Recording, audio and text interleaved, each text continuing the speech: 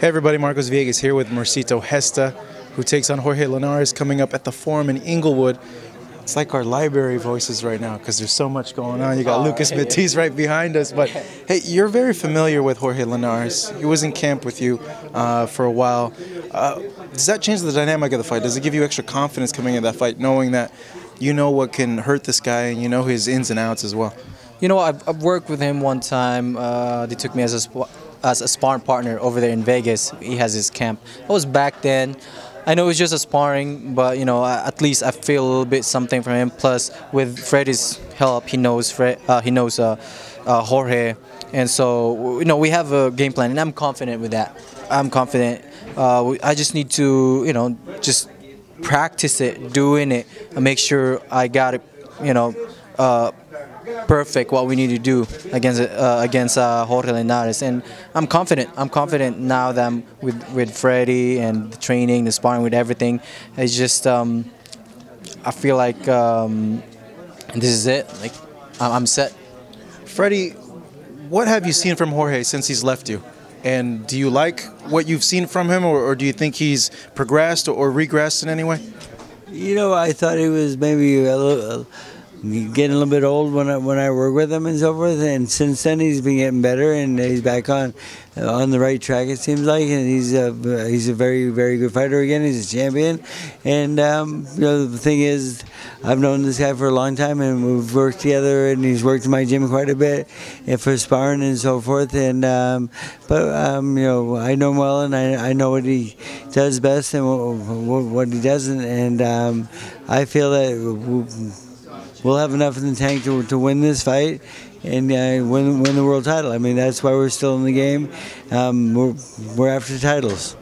You know, looking at Jorge Linares, it's no secret to you, especially Freddie, that he cuts really, really easily, that he does have trouble at times taking a punch as well from big punchers. How does that play into the fight, and do you feel like at some point it's important to impose yourself on him, even though you might be outgunned in the speed department against him?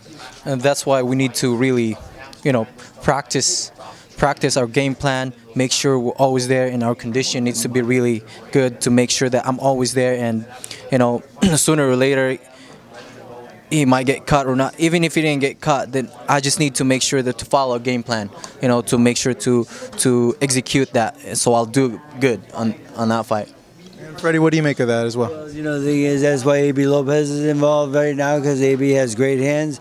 He's very fast. He's even faster than our opponent, and that's why we started boxing with him first right yesterday. And we had a really good day, and it'll get better and better from here on out.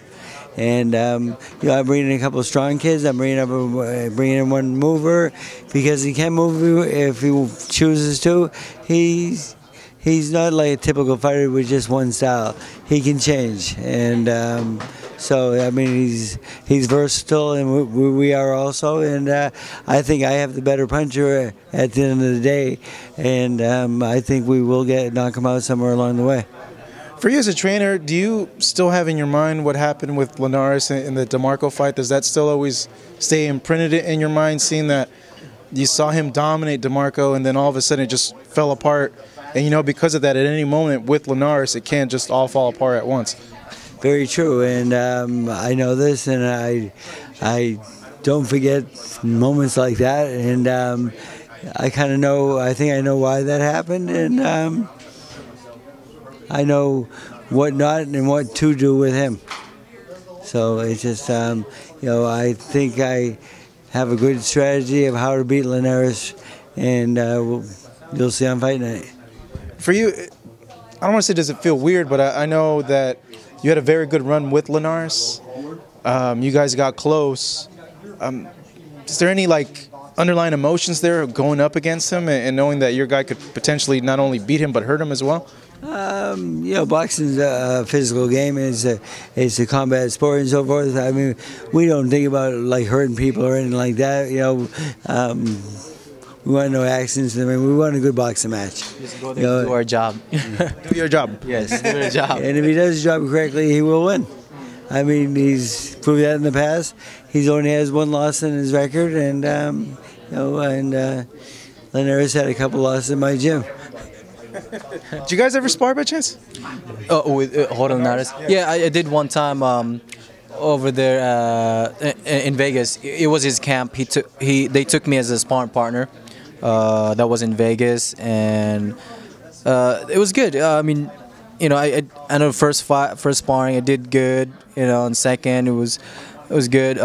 But like I've said, it's just a sparring. You know, I mean, I can feel him right there. There's an idea over there, but ultimately, sparring is not comparable to a fight.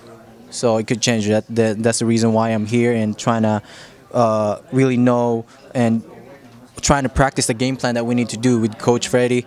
And I'm confident with each of our our training and all the advice and the technique and what not to do with Jorge with Freddie's guidance and help for that fight. I'm happy for you. You got an important fight, a big fight. I know you've been a pro for a very long time and stuff like that. So this is your moment, man. Take advantage of it. Thank you. Thank you.